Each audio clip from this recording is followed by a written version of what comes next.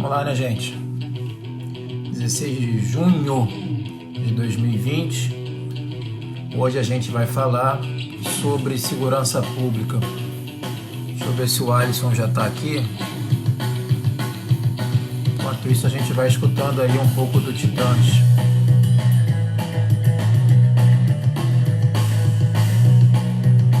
Ah, o meu irmão tá aí, o Cabeça Velha tá atrás de você, hein, cara? Se liga aí, fala aí, Maurílio. Ah, quem tá aí é a Luana, né? Não é a... Ou é a Luana e a mãe dela? Isso é uma boa pergunta, né? Ah, chegou aí o Alisson. Vamos já chamar ele. Só esperar ele.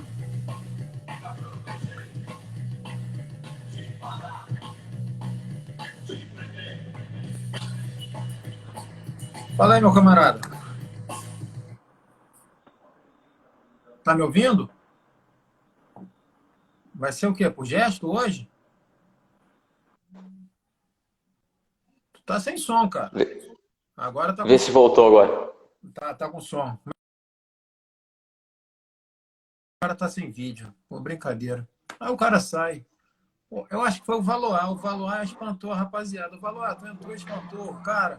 Ah, o cara voltou aí. Fala aí, ô Alisson, beleza, meu? Voltou? Voltou. Como é que você tá? Tudo na paz? Tudo na paz, estão com saudade de tu aí na região, cara. Se tive que vir fazer aula de pós aqui na região, visitar. Pois Réu é, né? fechou, mas ainda dá pra. Pois é, mas eu acho que esse é um ponto até interessante, até para te apresentar, né? O Alisson, ele é um baita advogado ali naquela região de Cascavel, Catanduvas, Foz, e ele teve o desprazer de ser meu aluno na pós, né? Acho que deve ter uns 2 anos essa. Por sinal, estava um frio danado hoje, eu estava lembrando que teve uma aula que eu fui aí que estava um frio danado, e eu sem casaco, a gente ainda foi para um bar. Aquela camiseta russa andando pelos corredores da FAG. Exatamente, a gente dando aula pelo corredor, não é? E o Então, charuto? assim,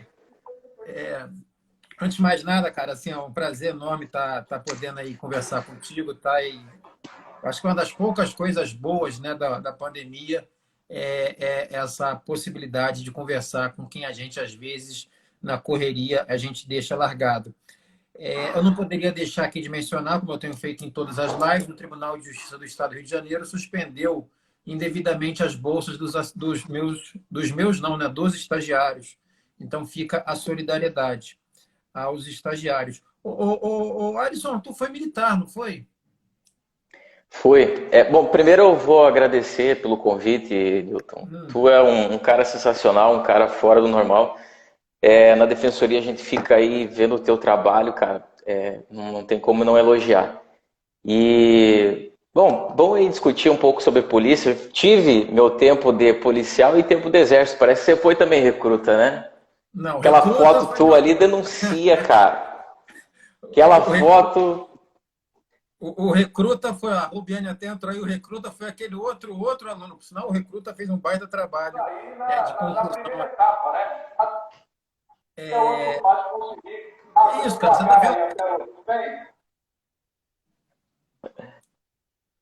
Mas olha só, essa pergunta ela foi até capciosa porque os militares, né, dizem que eles não deixam de sê-lo, né? Quem foi militar sempre é.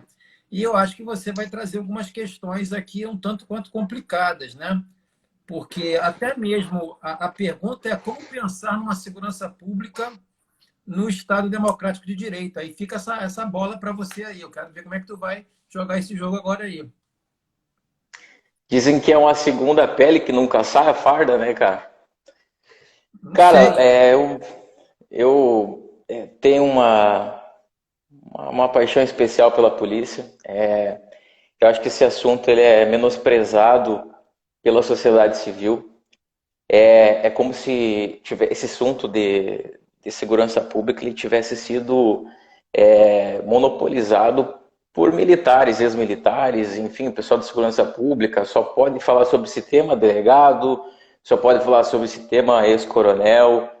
Me parece que existe um movimento que não quer entrar diretamente, e eu falo isso, tu deve ter percebido em vários discursos aí de alguns palestrantes, como crítica ao pessoal mais ala mais progressista da área jurídica ou mesmo da sociedade. O pessoal meio que não quer entrar nesse tema. Bom, a gente tem que ter polícia, Nilton.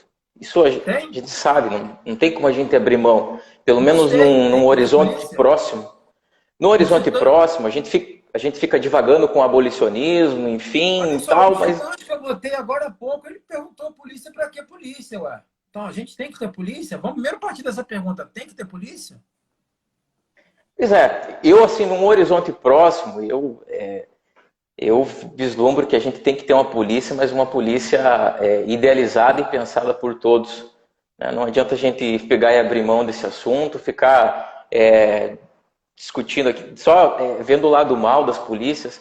Trabalhei lá, advogo para alguns policiais e te digo que o problema mais é de estrutura, talvez de sistema como ele foi pensado, a segurança pública que a gente tem lá arquitetado no artigo 144, como diria um dos pensadores, um dos maiores no país, que é o Soares, Luiz Eduardo Soares, tem bons trabalhos produzidos nessa área, e me parece que eu sou tendente a concordar com ele que no artigo 144 é como se fosse uma amarra constitucional, uma camisa de força constitucional que não deixasse as polícias pensar e se desenvolver.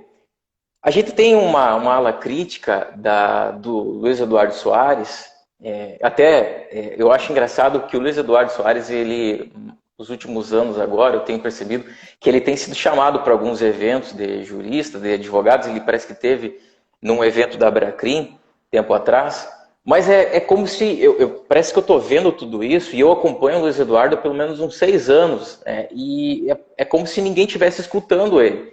Eu vejo um monte de jurista aí dizendo, olha, eu vejo que existe um claro impedimento lá na Constituição de polícia militar investigar.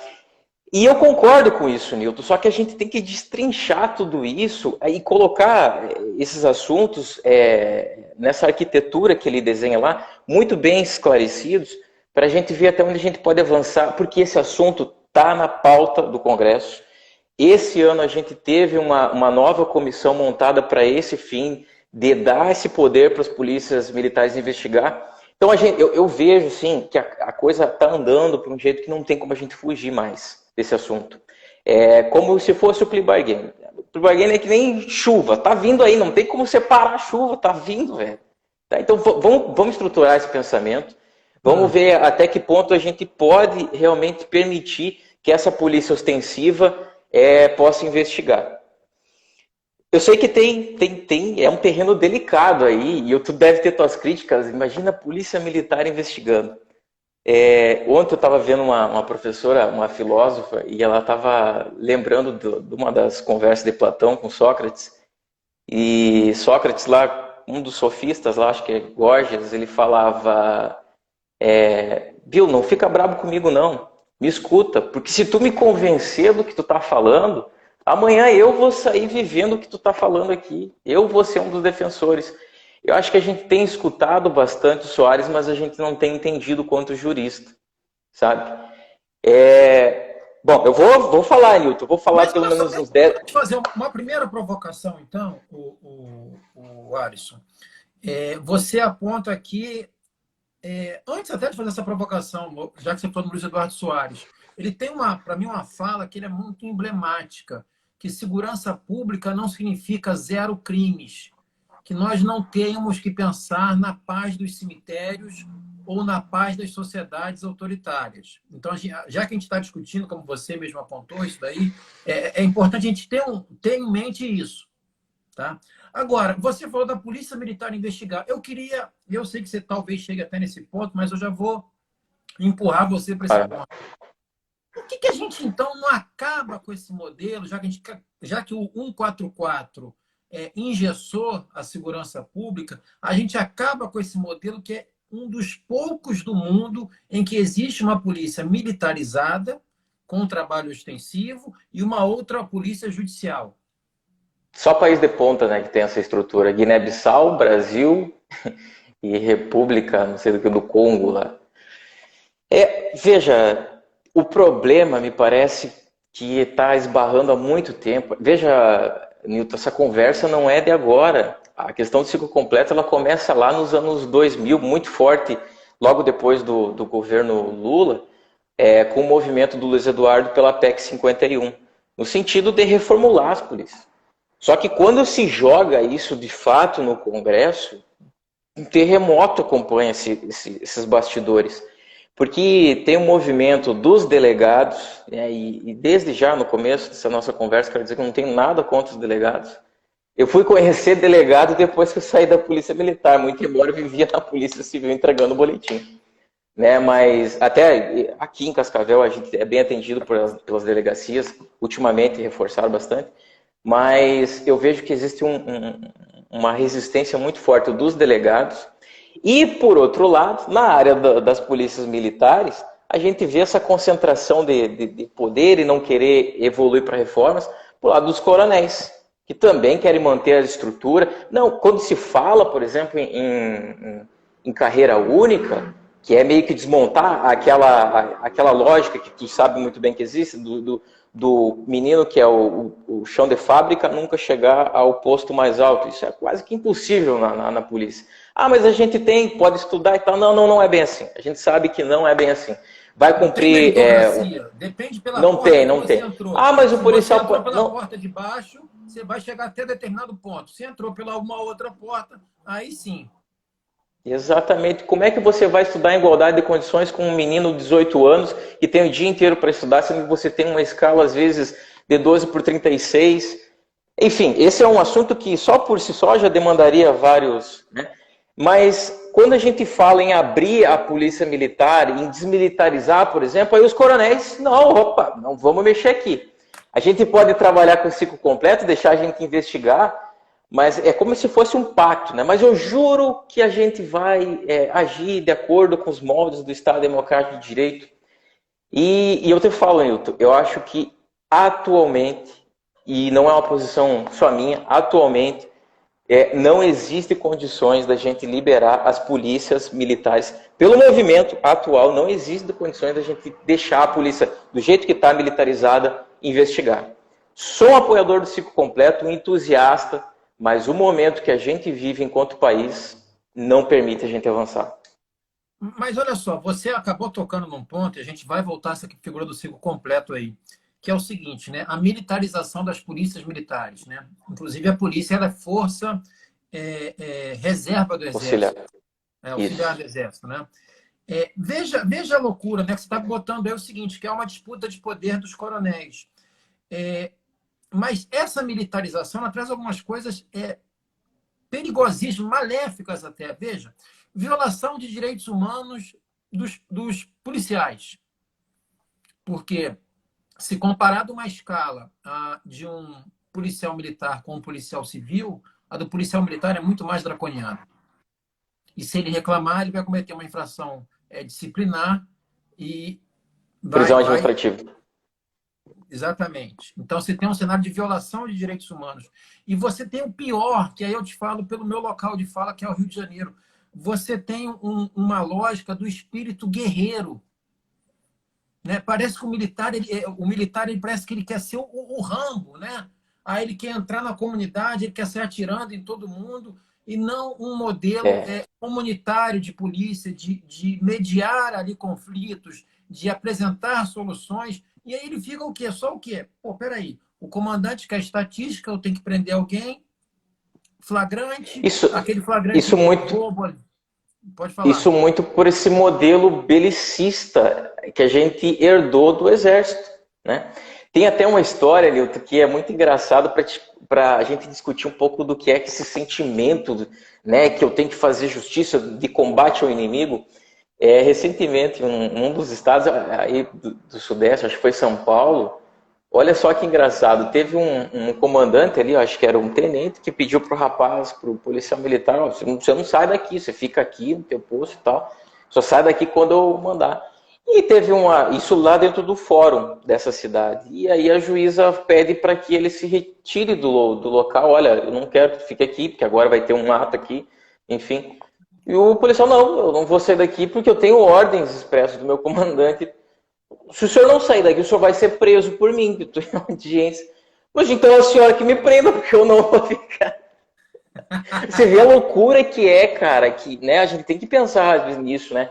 É como se fosse um poder, assim, ilimitado e que eu tenho que cumprir, independente do que aconteça. Eu costumo falar o seguinte, Nilton, a gente precisa do militar, a gente precisa no exército. Se o Brasil tiver uma guerra agora com a Argentina, eu não preciso do Newton pensante, do Alisson pensante. Eu preciso colocar Um cara 150 que recrutas saiba aqui. atirar e tem uma boa mira. Exatamente. O modelo do exército, com hierarquia e disciplina, se justifica dentro do exército. Mas nas polícias, a gente tem uma pessoa que está lá na ponta, que é soldado, e que vai enfrentar uma realidade totalmente diferente de um terreno bem. Newton, 90% das atividades policiais se resumem a enfrentar uma Maria da Penha, um som alto, um carro, e aí a gente prepara toda essa polícia com um canhão para matar passarinho, com base naquelas canções militares que você conhece, com toda aquela agressividade. E a gente precisa de um policial na ponta que se empodere ao ponto de poder pensar, de poder refletir naquele momento até que ponto o direito penal pode invadir, até que ponto o Estado pode intervir nessa situação aqui. Será que eu não tenho uma solução melhor aqui através do diálogo? A gente tem a justiça restaurativa aí. Que oportuno que seria a gente colocar os policiais viverem um pouco mais dessa realidade da justiça restaurativa. Eu falo por experiência própria, eu resolvi muito acontecimento, muito caso penal ali, conversando, muitas vezes você impede que aquilo vai se lançar numa briga, muitas vezes acaba em morte por aí, né? Então eu acho que caminha nesse sentido, sabe? A desmilitarização... Só um dado aqui, antes, só vou te interromper um segundo, que é o seguinte. Veja que essa política belicista, ela tem, digamos assim, um fermento na política contra as drogas. Exato. Diretamente, né? Assim, é um cenário que se retroalimenta, né? Eu, policial, vejo, digamos, o traficante como um inimigo, ponto 1, e a droga ela tem que ser proibida. Não se consegue entender que em todas as sociedades as pessoas usaram drogas. O que a gente está fazendo é o seguinte, é saber o seguinte, olha só, alguns estão lucrando com as drogas lícitas e outros estão lucrando muito mais com as drogas ilícitas. Então, esse é um ponto. Uma classe marginalizada, né? Sim, assim, outro ponto, só rapidinho, dessa questão da disputa de poder, é uma ilusão de um coronel achar que, abolindo o regulamento disciplinar do Exército, que se aplica por analogia na polícia, né, vai virar uma bagunça. E aí, desculpa... O PRF está aí para dizer para nós que não. Não, assim, desculpa se eu tenho algum colega aqui com familiar ou policial militar do Rio. A Polícia Militar do Rio é uma bagunça já. E já está assim. Não precisou revogar o regulamento disciplinar. Mas vamos lá. Newton, tem uma pesquisa de 2014 que revela que 77% dos policiais que foram entrevistados queriam a desmilitarização. E aqui, Newton, a gente tem que separar muito bem o que é essa desmilitarização. Eu defendo a desmilitarização, mas uma desmilitarização qualificada. Não essa que pregam por aí. Tem movimentos mais de esquerda aí que pregam a desmilitarização, terminar, acabar com a polícia militar. Não é por aí, tá? Primeira coisa que a gente tem que mexer. E, aliás, inclusive, nesse ponto, todo mundo acha que o Luiz Eduardo Soares de acordo com todos os outros pensadores de segurança pública. Por exemplo, o Luiz Eduardo Soares, ele pensa dessa forma de desmilitarizar de fato a polícia militar. E eu sou muito mais favorável de uma outra posição. O Ricardo Balestreri é o outro pensador, um pesquisador de segurança pública que merece ser mencionado. E eu penso que nem ele. Eu acho que a gente tem que desmilitarizar, mas não necessariamente desse jeito, de tirar farda e tal. O que a gente tem que mudar é a cultura policial. A cultura policial me parece que é o grande problema, inclusive disso que tu está falando. Porque a gente tem que produzir números. A sociedade vive uma desgraceira. Não, porque a violência e foi pego com arma. Eu, enquanto soldado, recebo cobrança do meu capitão. Viu? A gente tem que abordar, a gente tem que produzir. Newton, se eu não consigo investigar, eu na situação de policial militar, porque sou proibido, eu tenho que produzir números. Aonde que eu vou produzir números? Eu vou para onde eu sempre consigo prender alguém. Que é na favela, na beira de esquina, sempre vai ter um ali passando ali com 5 gramas, com 10 gramas. É um terreno fértil ali para mim produzir números. E aí eu chego, apresento para o meu comandante, está produzido. Flagrante contigo já no carro, né, na viatura. Se não tiver produzido já isso. Você entende? E aí é por isso que talvez essa lógica não vai funcionar, cara. A gente fica enxugando gelo, sabe? Achando que produzir bastante apreensão com esses mini traficantes vai produzir. A gente fica alimentando os soldados com essa lógica de guerra que a gente tem que destruir. E não é por aí. Mas eu queria só voltar um ponto, que você falou o seguinte, que você defende... tem gente que defende o ciclo completo, mas sem a desmilitarização. Exato. Não, isso é uma coisa, um troço meio esquizofrênico, não é não? Ou melhor, porque se... Para quem não sabe, explica pra gente o que é o ciclo completo. Vamos lá, a gente tem 2 polícias, a polícia militar e a polícia civil. São polícias com 300 anos, né? Não foram desenhadas agora na Constituição. São instituições que têm uma história de vida, uma história, uma cultura diferente. A polícia militar, todo mundo sabe, é aquela nossa polícia ostensiva que está na rua, mas que não investiga. Para isso a gente tem a polícia civil. Então é dividida as competências. Uma polícia vai fazer o patrulhamento, essa parte mais ostensiva e repressiva, quando acontecer ela vai lá e prende, mas ela é proibida de investigar. Então quando ela tem contato, e a polícia militar é a que está mais distribuída nos bairros, é o cara que conhece o comerciante, que conhece a líder comunitária, o cara que conversa com todo mundo, esse cara está proibido de investigar. Quem que vai investigar? Uma delegacia que está lá com uma bagunça, cheio de inquérito para resolver, cheio de procedimento, e não consegue dar conta.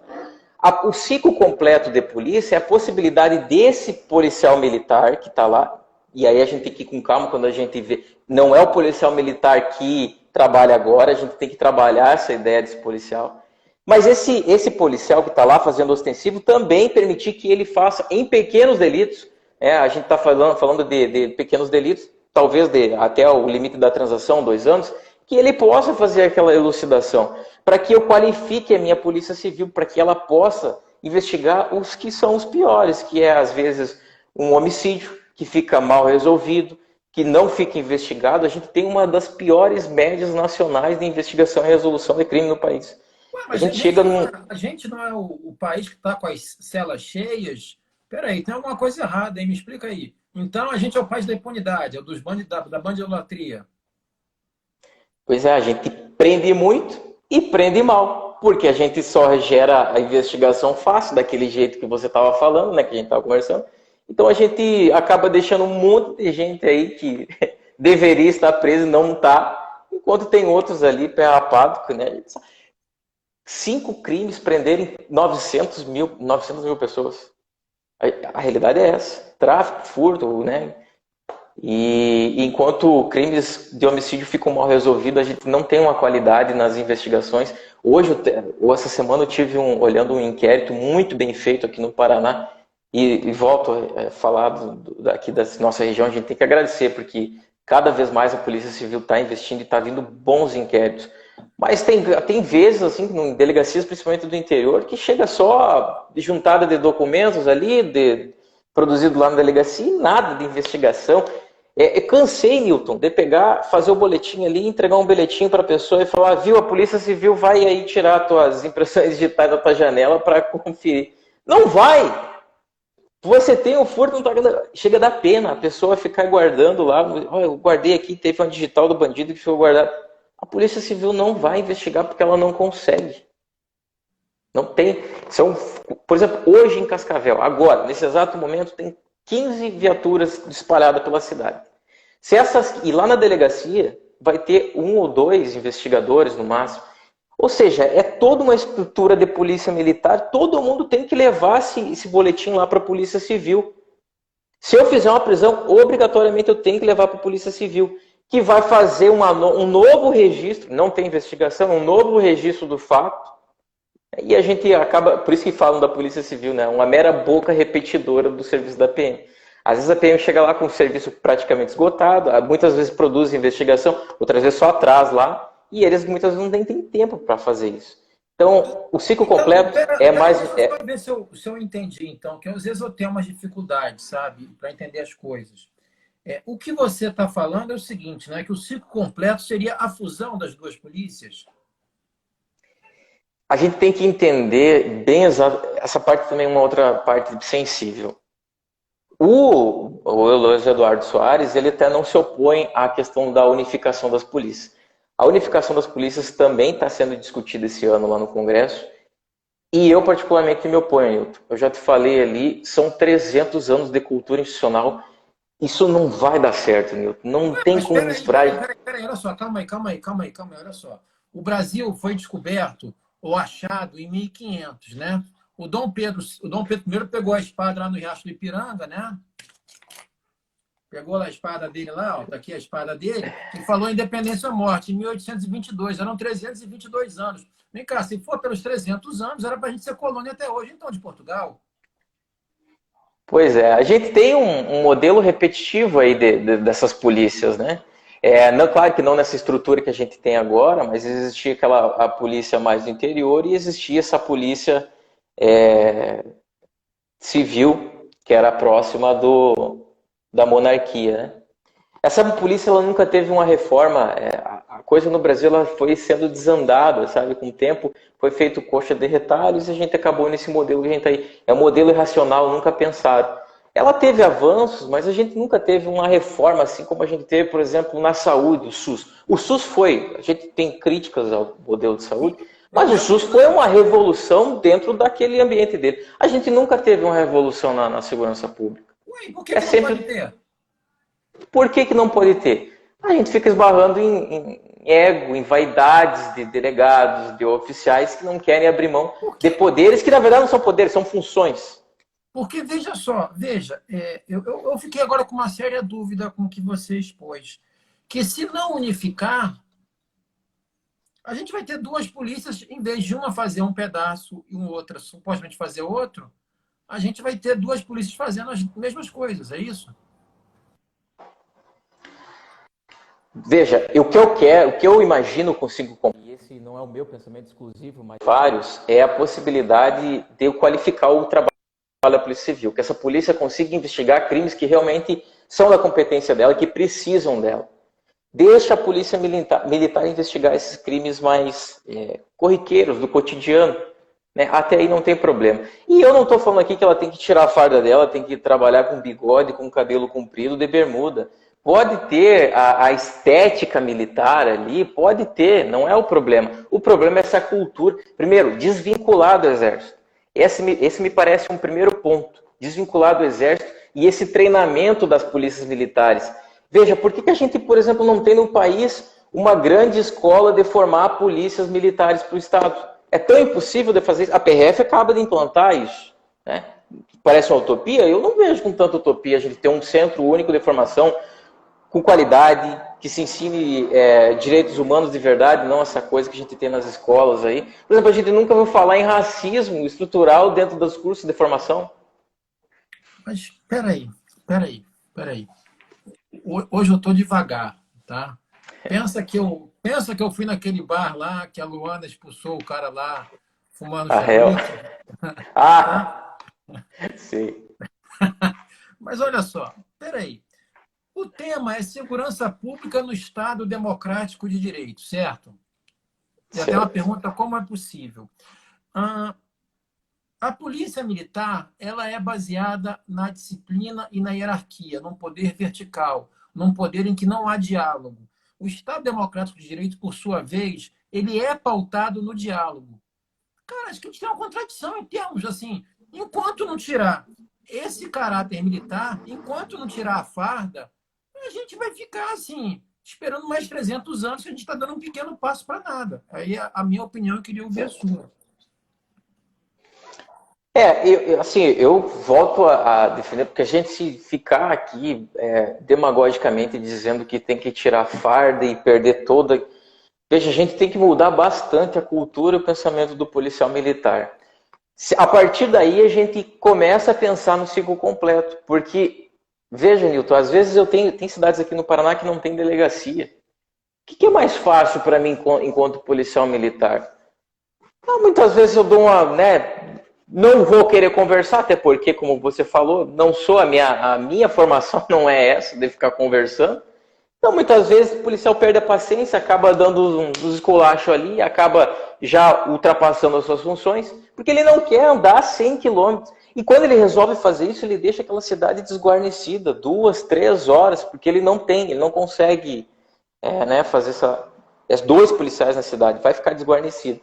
Então, é por isso que eu acho que ciclo completo é uma questão de direitos humanos, sim. Só que a gente não consegue trabalhar isso atualmente com o modelo que a gente tem, com essa hierarquia, essa disciplina levado tão a sério, Então tem levado que a desmilitarizar. limites. Hã? Então tem que desmilitarizar, essa é a sua conclusão. Ó. Vamos Pois fazer é, assim, a olha gente só, eu pode. vou contar até 3, aí você vai falar assim, ó, Eduardo, eu concordo com você que tem que desmilitarizar, tá bom? Ó, 1, 2, 3. Porra, é isso, ó. Porque tudo que você disse é isso, ó, tem que desmilitarizar, ó. Eu não acredito nisso.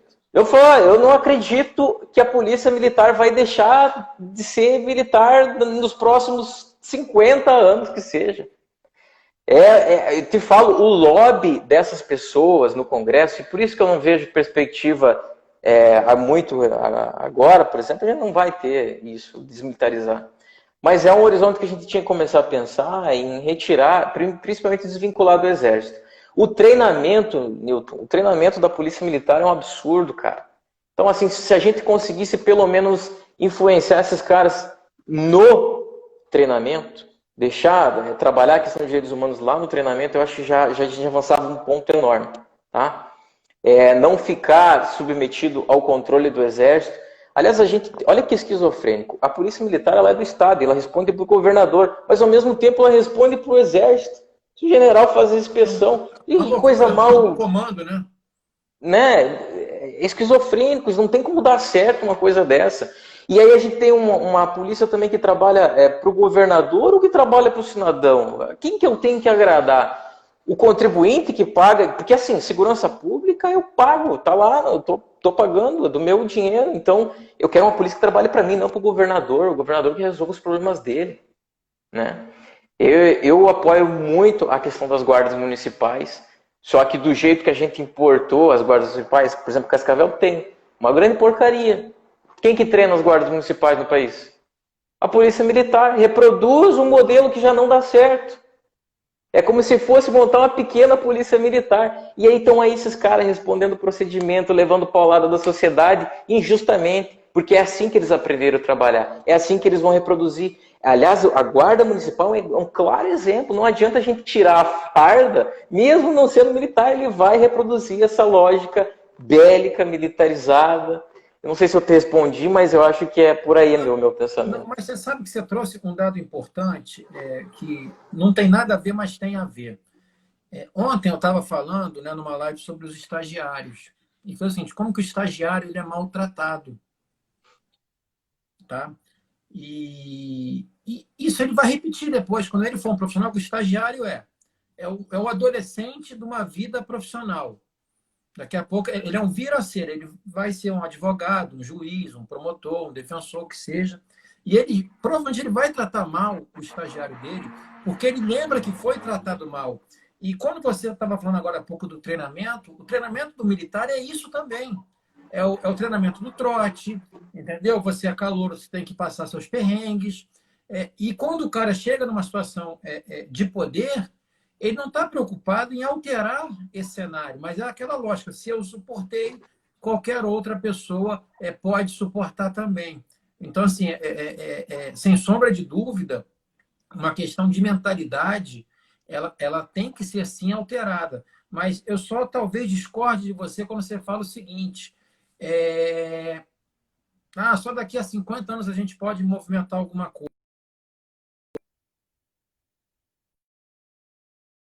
Ó, voltei aqui, estavam me ligando, desculpa. Voltou. Só que há 50 anos podem mudar alguma coisa. Nós temos vários direitos previstos no texto constitucional como fundamentais, ou individuais ou coletivos. E, num país de modernidade tardia, grande parte da população nunca gozou desses direitos.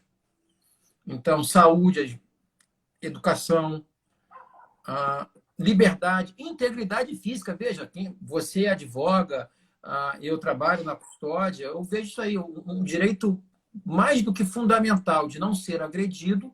Muitas vezes, sequer isso é respeitado pelo policial, que senta a porrada no preso, esculacha o preso. Muitas vezes no próprio policial, essa semana teve um caso em São Paulo. Não, sim, mas olha só, onde eu quero chegar é o seguinte, diante da carência de direitos, você apontou que nos anos 2000 começou-se a discutir a segurança pública. Eu acho que só o fato já de ser discutido já é uma vitória enorme para a própria sociedade, ainda mais nessa lógica de que segurança pública não pode ser algo que eu acho que é esse o grande problema que nós temos hoje. E estou até falando demais, que quem tem que falar mais é você. Porque segurança pública não pode ser pensada de cima para baixo. Da mesma forma assim, como o policial, que o policial faz isso. Quando o comandante dele manda ele produzir, porque o coronel está exigindo números para ele, estatística, ele não está fazendo segurança pública. Não, ele não está realizando segurança pública. Veja, eu penso, eu insisto nessa questão da polícia não necessariamente ter que tirar do horizonte dela essa disciplina, né? Porque existem várias polícias democráticas em vários países no mundo que seguem essa lógica de uma polícia militar, mas com contato com o cidadão, porque ela não foi treinada para guerra. A gente tem a mentalidade lá, por exemplo, nos Estados Unidos agora, olha que absurdo, teve um terremoto lá do ponto de vista institucional, quando o exército quando o Trump resolve colocar o exército com uma aeronave próximo ali dos manifestantes. Opa, deu um terremoto, porque as polícias lá são de natureza civil, elas vêm do povo. Elas seguem uma estética, como outros países seguem, mas elas são de cunho natural, civil, né? Elas acham absurdo aquilo. O exército é concebido para questões externas, né? Eu acho que dá sim para a gente pensar, Newton, num horizonte desses. Não é utopia a gente pensar, mas tem que tirar essa lógica do comandante. A gente tem que trabalhar isso pensando o seguinte: primeiro, colocar esse cara no lugar de onde ele vem. Cara, você é da sociedade. Você não é o policial militar formado lá no Irã. Você vem daqui. O cara que tu vai dar o tapa na cara. É de Estado, não é de governo, né? Exatamente. E assim, e se cada vez mais eles se enxergarem dentro desse contexto de cidadão, de estar dentro do contexto que ele não tem inimigo, ele tem um cidadão que fez algo errado e tem que pagar, simples assim, a gente não vai avançar. A possibilidade de um soldado chegar um dia numa situação de comando, ter esse horizonte, eu acho que torna a polícia mais humana. Tirar um pouco dessa situação de oficiais. A gente é dividido a gente tem 4 polícias, Nilton. A gente tem a polícia dos oficiais, a gente tem uma polícia dos praças, a gente tem uma polícia dos escrivães e dos agentes, e a gente tem uma polícia dos delegados, que são horizontes, mundos diferentes. Quanto a gente deixar esse povo integrante de uma mesma carreira, com os mesmos princípios, com as mesmas ideias, eu acho que a gente dá um passo enorme numa polícia cidadã. Isso aí que você está falando das 4 polícias, né? Vê como é que isso foi importado das Forças Armadas, né?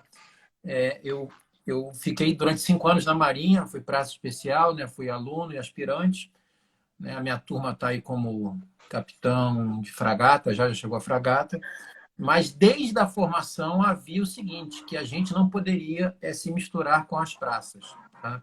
Esse dado, você vê como que isso está marcado nas Forças Armadas e é trazido para a polícia. Mas eu queria, talvez, fazer agora aqui uma conversa, uma provocação esquizofrênica.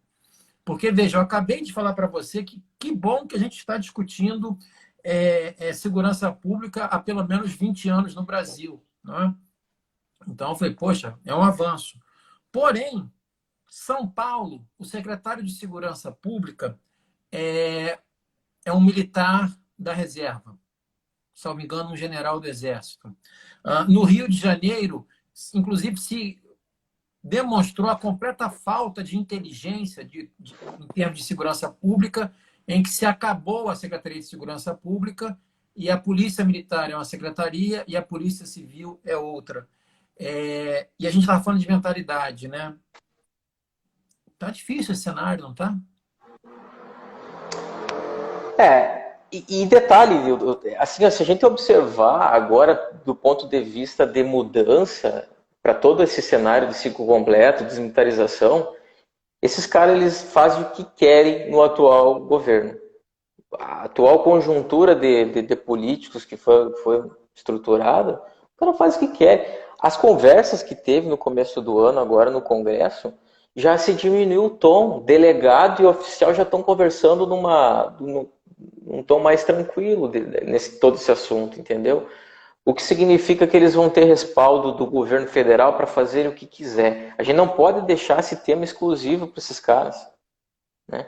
Eu acho que a gente tem essas amarras constitucionais, a gente tem que, enquanto jurista, é nosso dever, sim, defender a questão do ciclo completo e trabalhar isso. Como é que a gente pode fazer com que isso dê certo? A gente tem o horizonte do juiz de garantias. Muito bom, eu acho que a gente dá um salto enorme para essa possibilidade da Polícia Militar investigar, porque daí tem o controle, porque os delegados não raramente se dizem os primeiros garantidores, né, dos direitos. Meu Deus, todo mundo é primeiro garantidor, Newton. Se eu, na ponta, como policial militar, não for o primeiro garantidor desse povo lá que está precisando de mim, deu errado, a minha polícia deu errado e eu não sou um bom policial. Todo mundo é primeiro garantidor, não é o delegado que é o primeiro garantidor. Agora, se você quer usar esse discurso, muito bem, esse discurso foi vencido pelo juiz de garantias, porque agora o policial militar, se permitir que ele faça isso, ele vai ter que entregar isso para o juiz de garantias e vai analisar se aquela prisão, se aquele termo circunstanciado foi de fato legal, né? Agora aqui, você falou que o ciclo completo é uma luta nossa. Eu vou te falar mais. E eu vou insistir nesse ponto. Hoje eu vou ser chato, hoje eu estou repetitivo. Eu estava pensando em um outro dado aqui. A desmilitarização também, você sabe por quê? Porque o policial, ele é um cidadão de segunda classe. Ele não pode ser sindicalizado, ele é submetido àquele regulamento disciplinar extremamente rígido. Exato. São legislações antigas, Nilton. Você veja que alguns estados, e o Paraná é um deles, não tem estatuto próprio. Segue o RDE. O RDE, muito bem, você sabe. Então, são decretos antigos, né? Mas o RDE tem uma infração que é a mesma da Marinha, que é fantástica, que é o seguinte: ele cita uma porrada de infração disciplinar, aí vem assim no parágrafo único. Tudo mais pode ser considerado infração desde que não configure crime militar. Porra! Sabe? Nem assim o princípio da legalidade, da tipicidade é observado ali. É um claro exemplo, né, para as aulas de direito, né, cara, de normas. Mas veja, e nunca teve mudança porque o policial militar ele sempre foi impedido, ele foi calado, né? Porque você discutir isso com um grupo de 4 ou 5 soldados, isso é crime de motim e você pode muitas vezes ser preso. Você vê como é uma estrutura inteligente do ponto de vista, porque é uma estrutura que não tem fim, né? Porque você é proibido de pensar, o soldado pensar nessas questões. E aí, por isso que eu vivia com essas discussões dentro, né? Naquele limite de ser preso ou não. E por isso que quando eu vim para fora, eu poderia muito bem abandonar essas causas, né? Mas eu vejo que eu tenho responsabilidade. Depois que você conhece o tema, conhece os problemas, você tem a responsabilidade de denunciar. Muito policial militar quer desmilitarização, ele não quer seguir essa lógica que ele não pode manifestar a opinião dele acerca de determinado assunto, mas ele está preso ali nessa estrutura rígida, hierárquica, que não pode pensar. O policial não consegue discutir isso. Agora aqui, Alisson, você que é um profundo conhecedor do ciclo completo, se a gente comparar a estrutura estadual, ou melhor, estaduais para federal, né? Na Tá aí um bom federal, exemplo. acaba sendo um ciclo completo. Tá aí um bom exemplo de polícia de ciclo completo. Porque, para quem ainda não entendeu o que é ciclo completo, é fazer o que a Polícia Federal faz. E faz bem, porque ela faz aquela parte ostensiva, ela é sim uma polícia ostensiva, todo mundo já viu aqui viaturas da Polícia Federal na rua, com giro, aquela caminhoneta bonitona, anda com a camisa escrito PF, e ele consegue investigar, eles fazem a investigação deles. Bom, de investigação com muita qualidade, se de passagem. E veja que esquizofrênico isso, Nilton. Quantas e quantas vezes tu já viu policial civil escrito Polícia Civil? Querendo passar essa lógica de ostensivo, mas ele não é. E muitas vezes a gente vê policial militar fazendo campana, com barba grande, a P2 está aí em diversos estados, fazendo investigação para poder produzir. Em detalhe, larga tudo isso para o juiz. Imagina você dizer, olha, essa investigação aqui não vale porque isso aqui foi tudo realizado pela Polícia Civil que já estava lá de espreito, fazendo. O juiz não vai dar nulidade para ti. Não vai. O juiz chancela isso toda vez que... E aí a gente fica nessa briga. A gente tem que cuidar porque a Constituição não deixa. Tá tudo bem, então por que a gente não enfrenta isso nos tribunais? Porque isso aqui, há muito tempo chega para os tribunais. Qual juiz que um dia pegou e deu nulidade porque foi a Polícia Militar que investigou? Mas olha só Não, tem até um caso de vocês aí, né? O caso Escher, né? Versus Brasil é isso, é uma condenação. Mas olha só que curioso aqui, né? Como que a questão, eu acho que a questão toda você foi no ponto da disputa de poder. A Polícia Federal, por mais que possa fazer um baita trabalho, ela tem um vício de origem. Ela surgiu na época da ditadura. Mas mesmo surgindo na época da ditadura, ela tem o ciclo completo. Então, assim, é uma resistência nos estados com essa figura de ter essas duas instituições que no final acabam aí batendo cabeça, uma fornece material para a outra, só que a outra, digamos, a porta dela é pequena, não consegue deixar tudo entrar. Agora aqui, Alisson, lembrando aqueles tempos de Cascavel, quando eu pegava muito no seu pé, né, na sala de aula, as pessoas não acreditam não, que até no corredor eu dei aula, mas tudo bem. Eu quero saber... Tomando chimarrão, várias... Me fala qual que é a sua grande inquietação aí.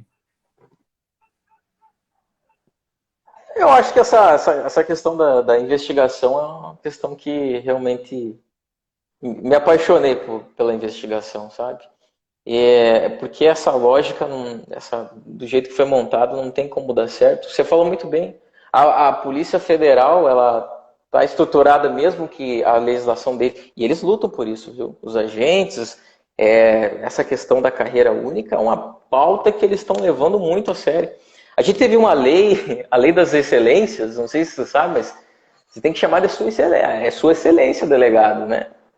E tem uma lei de 2013, a 12.830, que é um claro exemplo de lobby dos delegados no Congresso, que transformou a carreira deles, dos delegados, e deu tratamento igual para juiz, de promotor. Inclusive tem até uma DIN sendo discutida atualmente, porque lá eles precisam de alguma segurança, eu acho que o delegado ele não pode ser afastado da investigação, como a gente teve esse exemplo agora, esse ano no Rio de Janeiro, ele não pode ser retirado daquela cidade sem motivação lá para o outro lado do país.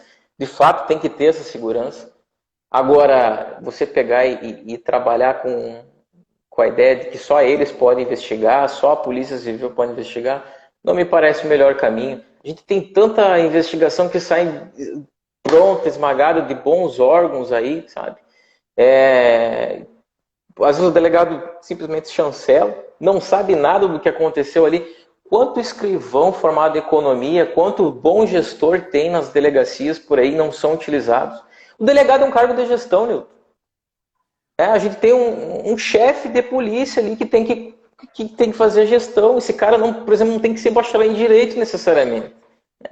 Poderia ser... É esquizofrênico você pensar um jovem saindo da faculdade com 22, 23 anos, assumir uma delegacia, muitas vezes lá com diversos ilícitos, uma quantidade imensa de trabalho, trabalhando com policiais que têm 20 anos de estrada, né, e que têm uma experiência, sabem dizer, conduzir uma investigação. Ele chega ali com aquela mínima vivência e é autoridade, sua excelência. Acho que a gente tem que trabalhar isso, mas deixar que o órgão mesmo diga quem que é o gestor dele, né? Claro, dizer através de lei, através dessas propostas que estão sendo discutidas. Rapaz, mas olha só, você falou uma coisa aí dessa lei de chamar de Sua Excelência. Ele até apareceu aqui, um juiz amigo meu, por incrível que pareça, eu tenho amigos juízes, né? Isso é coisa rara. Mas o Marco Couto, o João também, o Joãozinho apareceu aí, mas o Marco Couto, eu falava, eu chamava ele de cidadão baseado na Revolução Francesa, né? Então, se eu fosse com base nessa lei, algum delegado federal ficaria chateado. Agora, o Alisson, eu vou deixar essa última pergunta aí para encerrar, que é o seguinte.